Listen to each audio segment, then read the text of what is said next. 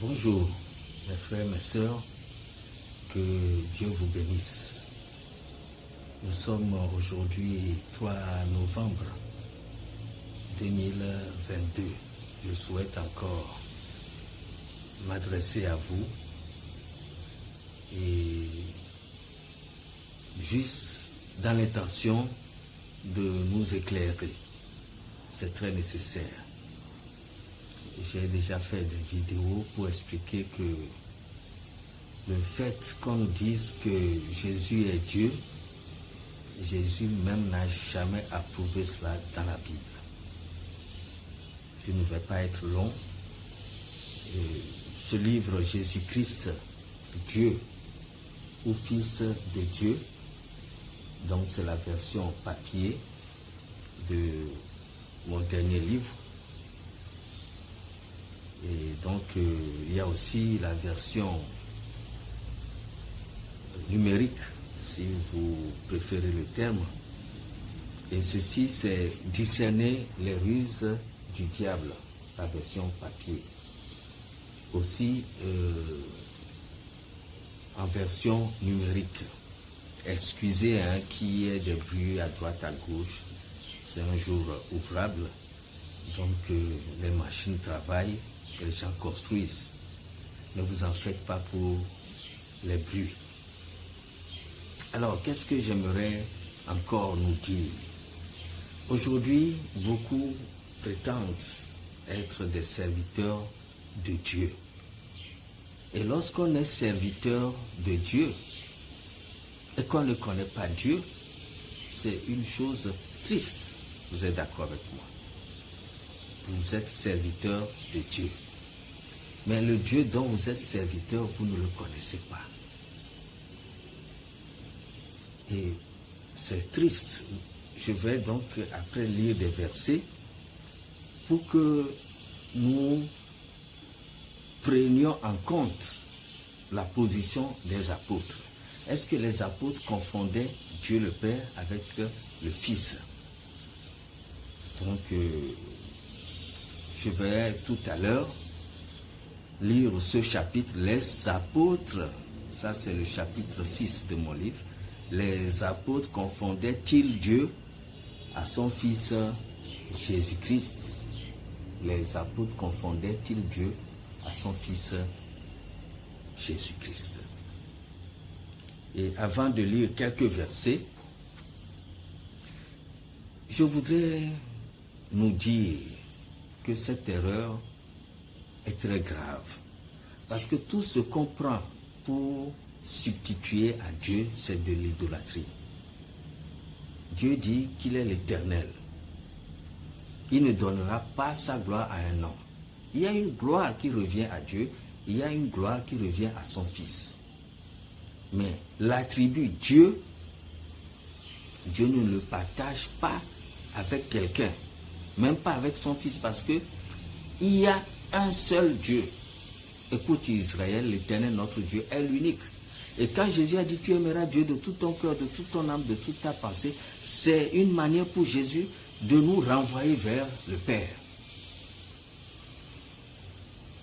La parole dit qu'il est notre avocat auprès du Père. La parole dit que c'est lui qui intercède pour nous. Là, par exemple, supposons qu'il y a Jésus-Christ. Jésus-Christ qui est là, à la droite. Je ne vous montre pas le deuxième fauteuil qui est à côté, mais imaginez que, comme on nous dit que le Père est assis et le Fils à sa droite. Et maintenant, au même moment, on nous dit que le Fils qui est à droite, c'est lui qui est Dieu. Mais quelle est cette confusion? Quelle est cette ignorance? On nous dit que quelqu'un est assis sur le trône. Son Fils est à sa droite. Des versets, plein de versets nous disent que Jésus est assis à la droite de son Père. Je ne voudrais pas m'attarder sur ces versets. Alors, comment se fait-il que quelqu'un est assis à la droite et celui qui est assis à la droite, vous dites que c'est lui qui est en même temps Dieu qui est assis à sa gauche? Il y a un problème, C'est pourquoi Jésus dit de l'église de Laodicée qu'elle est aveugle, mais elle ne sait pas. Alors celui qui est l'intercesseur, qui intercède auprès du Père, qui est notre avocat auprès du Père, vous l'attrapez, vous dites que c'est lui-même qui est Dieu. Donc il intercède maintenant auprès de qui? Auprès de lui-même. Quand quelqu'un, peut-être son heure est venue de mourir ou de faire accident, Jésus va auprès du Père. Ah, mon Père, tu sais, ce jeune homme-là, on a tout fait, il a rétrogradé, mais selon les informations, le Saint-Esprit dit qu'à 15 heures, il va faire accident. Pardon, pardon, mon Père. Et donnons-lui encore une chance. Et Dieu de dire à Jésus, mais tu sais, cet enfant-là, tout ce que je lui ai fait, il est très ingrat. Et il aurait mérité de perdre son âme. Et Jésus va dire au Père, pardon Père, donnons-lui encore une chance. Beaucoup ne savent pas que les chrétiens, il y a des anges qui nous accompagnent, qui nous protègent. Dieu déploie des anges pour notre protection. Et parfois, un chrétien peut passer par un accident, mais se retrouver sain et sauf parce que les anges sont intervenus. Ou même les anges peuvent enlever certains accidents, certaines situations qui peuvent faire du tort à un chrétien. Les anges nous protègent. Donc, si Jésus arrive à convaincre le Père va dire, bon, mon fils bien-aimé, comme tu insistes, bon, je vais accepter ta doléance. Et alors Jésus, ou le Père va ordonner aux anges, ce frère-là, il va faire un accident, mais sortez-le de l'accident, qu'il reste vivant. On lui donne encore une chance de se convertir. Voilà comment Jésus intercède pour nous, intervient dans nos vies. Et vous êtes là, le Père chez qui il intervient, le Père chez qui il est avocat pour nous, vous dites que le Père là n'existe pas. Il faut être malade pour continuer de soutenir des choses comme ça. Et vous dites que vous êtes serviteur de Dieu. Vous ne connaissez pas qui est Dieu. Jésus lui dit qu'il connaît son Dieu, il connaît son Père. Il dit, je connais mon Père.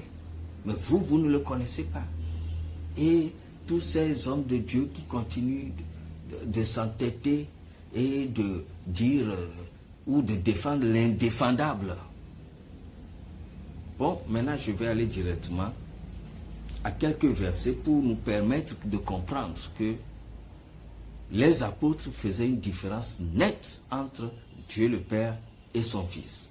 D'abord, la formule Dieu le Père, Dieu le Fils n'existe pas. Ça a été juste une déformation de ce que Jésus a dit quand il a dit allez baptiser au nom du Père, du Fils et du Saint-Esprit. Une église qu'on connaît très bien a changé cela en Dieu le Père, Dieu le Fils, Dieu le Saint-Esprit. Le Fils, il est le Fils de Dieu, pas Dieu le Fils. Donc, nous sommes à la page 33. Je commence avec Éphésiens 1, verset 3.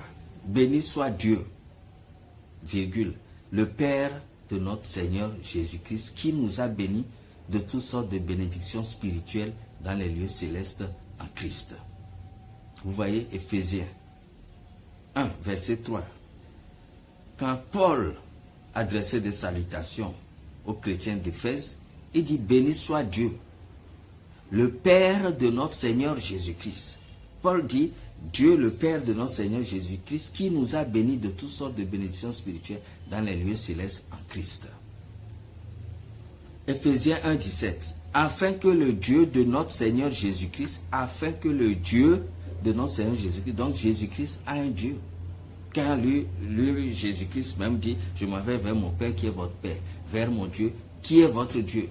Jésus-Christ donc a un Dieu. Et ce n'est pas lui-même qui est Dieu. Éphésiens 1, 17, afin que le Dieu de notre Seigneur Jésus-Christ, le Père de gloire, vous donne un esprit de sagesse et de révélation dans sa connaissance. C'est Paul qui salue, Allons dans Romains 1, verset 7. C'est Paul qui salue les chrétiens de Rome. À tous ceux qui, à Rome, sont bien-aimés de Dieu, appelés à être saints, que la grâce et la paix vous soient données de la part de Dieu notre Père. À tous ceux qui, à Rome, sont bien-aimés de Dieu, appelés à être saints, que la grâce et la paix vous soient données de la part de Dieu notre Père et du Seigneur Jésus-Christ. 1 Corinthiens 1, verset 3, que la grâce et la paix vous soient données de la part de Dieu notre Père et du Seigneur Jésus-Christ. Et peut-être vous allez me dire qu'il s'agit de Paul. Maintenant, je vous donne un autre exemple de Pierre. 1 Pierre 1, verset 3. Il a dit, béni soit Dieu, le Père de notre Seigneur Jésus-Christ, qui selon sa grande miséricorde nous a régénérés pour une espérance vivante. Et ça continue. On dit 1 Pierre 1, verset 3. Béni soit Dieu, le Père de notre Seigneur Jésus-Christ. Donc Pierre dit que Dieu est le Père de notre Seigneur Jésus-Christ, qui selon sa grande miséricorde nous a régénérés pour une espérance vivante par la résurrection de Jésus-Christ d'entre les morts. 2 Pierre 1, 2. Que la grâce et la paix vous soient multipliées par la connaissance de Dieu et de Jésus notre Seigneur. Donc même Pierre aussi ne faisait pas de confusion. Et quand nous allons, je vais terminer avec ce verset, 1 Jean 1, 3. Ce que nous avons vu et entendu, nous vous l'annonçons. Nous vous l'annonçons à vous aussi, afin que vous aussi vous soyez en communion avec nous. Or, notre communion est avec le Père et avec son Fils Jésus-Christ. Je lis encore un autre verset. Il dit notre communion avec le Père et avec son Fils Jésus-Christ. Ça, c'est Jean qui nous parle. 2 Jean 1, 3. Que la grâce, la miséricorde et la paix soient avec vous de la part de Dieu le Père et de la part de Jésus-Christ, le Fils du Père, dans la vérité et la charité. Donc ça, ce sont les salutations des apôtres. 2 Jean, retenez bien cela. 2 Jean 1, verset 3. Que la grâce, la miséricorde et la paix soit avec vous de la part de Dieu le Père et de la part de Jésus-Christ, le Fils du Père, dans la vérité et la charité. Alors, qu'est-ce que vous dites? Les apôtres ne faisaient pas la confusion que Jésus est Dieu. D'ailleurs, quand Jésus a posé la question, Pierre a répondu, tu es le Christ, le Fils de Dieu. Jésus a dit, ce n'est pas la chair et le sang qui t'ont révélé cela, c'est mon Père. Pourquoi aujourd'hui vous dites qu'il faut une révélation, que c'est un mystère, quand le Père a révélé lui-même à Pierre que Jésus est le Christ, le Fils de Dieu, vous devrez dépasser la révélation du Père qu'il a donné à Pierre pour aller au-delà et dire qu'en réalité Jésus est Dieu, alors que le Père a révélé à Pierre que Jésus est le Fils de Dieu. Et Jésus reconnaît que cette réponse est correcte. Il dit, ce n'est pas la chair et le sang, ce n'est pas la pensée humaine qui t'a révélé cela, c'est mon Père qui est dans les cieux. Et je finis avec Jude. Il y a tellement de versets.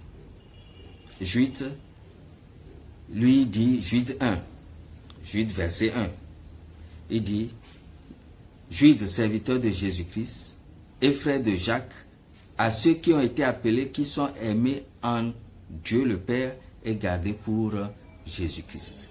Jude, serviteur de Jésus-Christ, et frère de Jacques, à ceux qui ont été appelés, qui sont aimés en Dieu le Père et gardés pour Jésus-Christ. Je finis avec Hébreux 11, 6. Je dis je finis, je ne finis pas. Mais ça sera le dernier verset. Or, sans la foi, il est impossible de lui être agréable. Car il faut que celui qui s'approche de Dieu croit que Dieu existe. Et qu'il est le rémunérateur de ceux qui le cherchent. Donc, un jour, nous verrons Dieu de nos yeux. C'est ce que la Bible promet. Que nous allons voir de nos yeux. Il essuiera toute larme de nos yeux. Je voudrais m'arrêter ici. Celui qui veut comprendre, comprendra. Mais celui qui veut rester dans l'ignorance, dans l'aveuglement, qu'il demeure dans la... Et peut-être vous allez me dire qu'il s'agit de Paul. Maintenant, je vous donne un autre exemple de Pierre. 1 Pierre 1, verset 3.